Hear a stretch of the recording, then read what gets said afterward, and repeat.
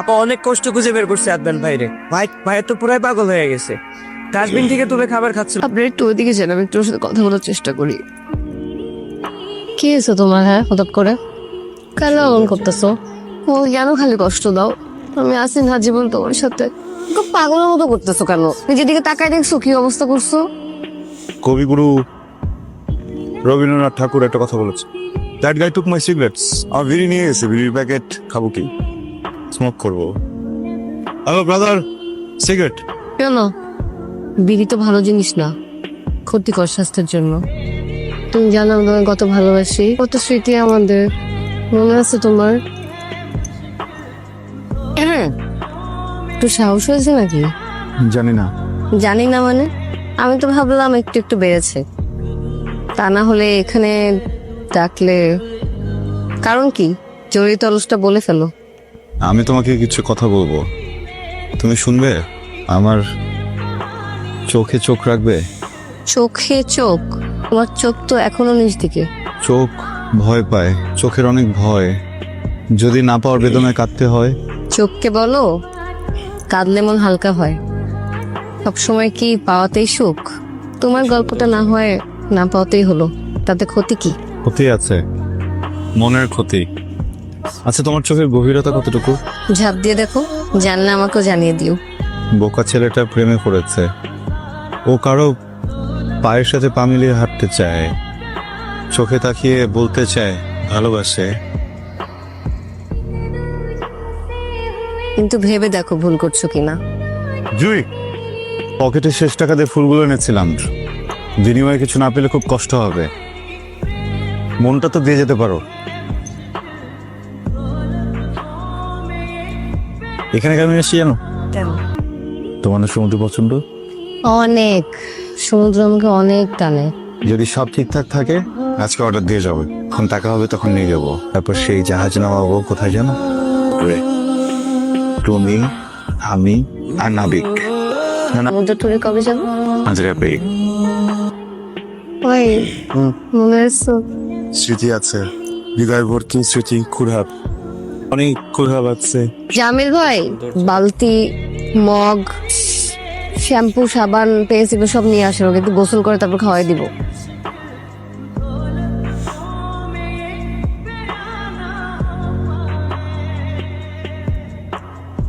সালাম করো বাংলা নবাবকে উঠে। কিরে মির্জাফর? দেখো কেমন করতেছে, ও ঠিক হবে না বাবা। আমি তো চেষ্টা করছি মা, তোর সুখের জন্য আমি সব করতে পারি, তবে ভেঙে পড়িস না। তুই ভেঙে পড়লে আমার খুব কষ্ট হয়। তুই ওকে কোথায় পেয়েছিস? বসিলা ব্রিজের নিচে বলে শুয়েছিল, মহিলার থেকে খাবার তুলে খাচ্ছিল।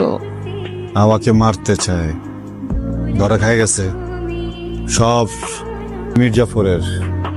বাবা বারবার বলছে কারা জানি ওকে মারছে। তুই তুই আমার মেয়েকে তিলে তিলে শেষ করে দিচ্ছি। এখানে বসে পাগলের অভিনয় করছি। আমি 3জন মানসিক ডাক্তারের সাথে কথা বলেছি, তারা বলেছে যে এটা একটা জটিল মানসিক রোগ, এর কোনো চিকিৎসা নেই। ও যদি নিজে নিজে ভালো হয় তো ভালো, না হলে একেবারে সম্ভাবনা ছিল।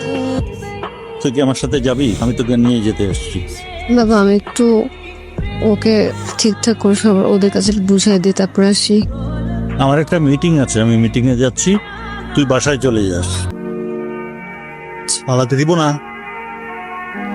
জি হ্যালো, আসসালামু আলাইকুম ডক্টর, আমি জুই বলছিলাম।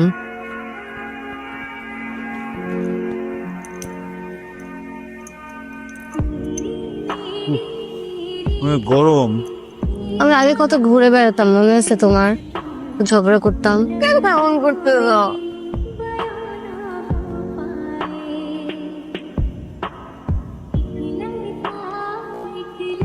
শোন মা, শুধু শুধু মন খারাপ করে কোনো লাভ নেই। ও যখন পালিয়েছে ওকে খুঁজে বের করা যাবে, কিন্তু আমি চাই না যে তুই ওকে খুঁজে বের কর। বাবা আদনান কি আর সুস্থ হবে না?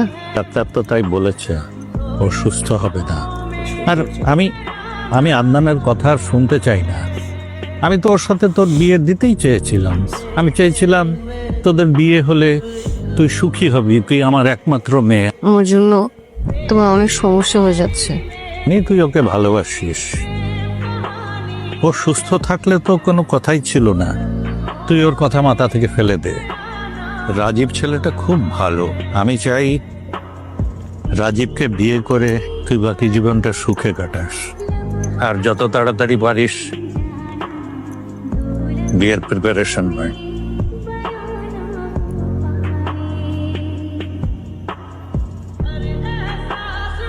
ওরা না আমারে হচ্ছে গিয়ে জুতা চুরি করে ফেলছে, পায়ে ঠোসা পড়তেছে, আমার না অনেক মার। আমি তোমাকে খুব বেশি ভালো না বাসলে আমি তোমাকে মেরে ফেলতাম। তোমাকে একটা সুসংবাদ দিব, আমি বিয়ে করে পড়েছি বাবার পছন্দের। বিয়ে বসছে, বিয়া আজ আমরা কুসুম্বাদ আমার না অনেক মারে। আমি চলে গেলে তোমাকে আর কেউ মারবে না, বিশ্বাস করো। আমি যেদিন অনেক দূরে চলে যাব তুমি সত্যি বেঁচে যাবে। আমি চাই তুমি ভালো থাকো। আর শোনো, যে জাহাজটা যদি সত্যি সত্যি বানাও তাহলে আমাদেরকে ইনভাইট করো, হ্যাঁ?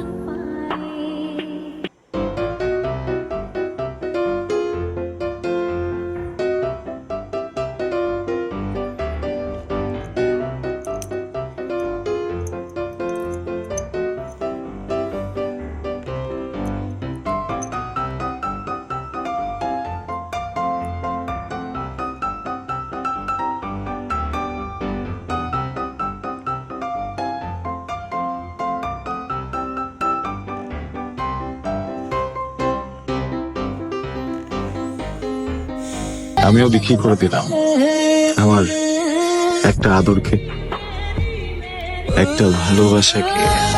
আমার আসলে দুটো নারী থেকে একটা নারীকে বেছে। মায়ের চিকিৎসার কাছে হার মেনে গেল একটা সময়। এই 50 লক্ষ টাকা না হলে হয়তো আমি আমার মাকে বাঁচাতে পারতাম না। আপনি আমাকে কন্ট্রাক্ট দিয়েছিলেন, আমি যদি তোমাকে এমন ভাবে কষ্ট দিতে পারি, এমন ভাবে তোমার জীবন থেকে চলে যাই যার কারণে তুমি বিয়ে করবে। তুমি নাটক করলে আর আমি ফেসে গেলাম। আদনান, ভালোবাসা খুব ভয়ঙ্কর একটা জিনিস। হাজার মানুষের ভিড়েও প্রিয় মানুষের গন্ধ জানান দিতে পারে তার উপস্থিতি। সেখানে তুমি কিভাবে ভাবলে আমার চোখের সামনে দাঁড়িয়ে পাগলের অভিনয় করে যাবে সেটা টের পাবো না? টের পেয়ে গেছিলাম আদনান, কিছু বলিনি, কারণ এমনটা করার কারণ জানার দরকার ছিল আমার। খুব ঘৃণা কাজ করছিল, কিন্তু যখন কারণটা জানতে পারি তুমি তোমার মাকে বাঁচানোর জন্য তোমার ভালোবাসাকে খুন করছো, তখন আসলে কি করব, কিভাবে করব, কিছুই মাথায় আসছিল না।